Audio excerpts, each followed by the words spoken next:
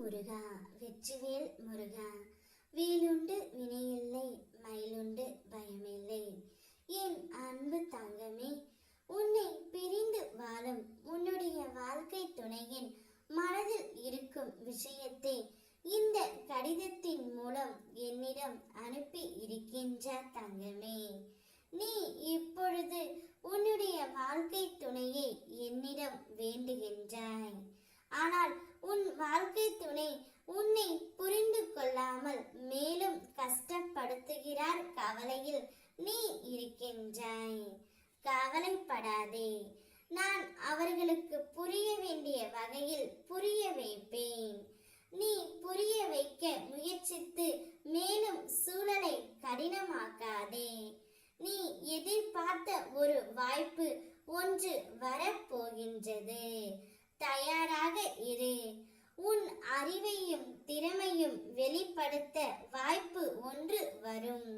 நீ என்னிடம் கோபித்து என்னை வழிபடாமல் இருக்காதே.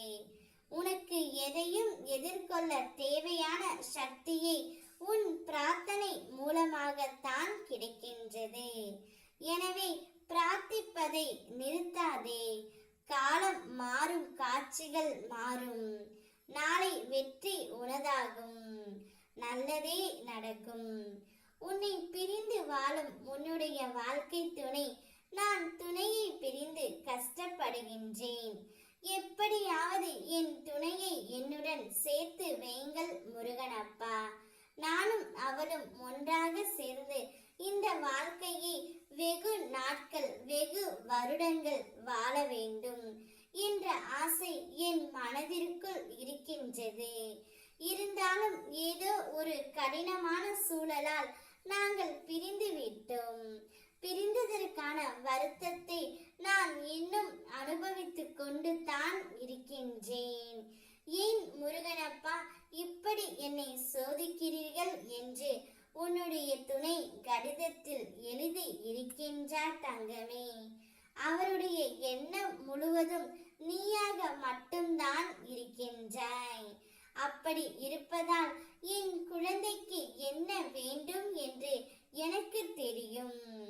கூடிய விரைவில் நீங்கள் இருவரும் ஒன்றாக இணையக்கூடிய காலம் நிச்சயம் வரும் தங்கமே. அவருடைய மனம் எவ்வளவு மாறி இருக்கின்றது என்று உனக்கு தெரிகின்றதா? நிச்சயம் உன் மனதுக்கு தேவையான சிந்தனை பிறக்கும். மகிழ்ச்சியும் நிம்மதியும் உன் இல்லத்தில் நிலைந்து இருக்கும். உன் அப்பா நான் உங்கள் இருவரையும் சேர்த்து வைப்பேன். ஓ முருகா வெற்றிவேல் முருகா.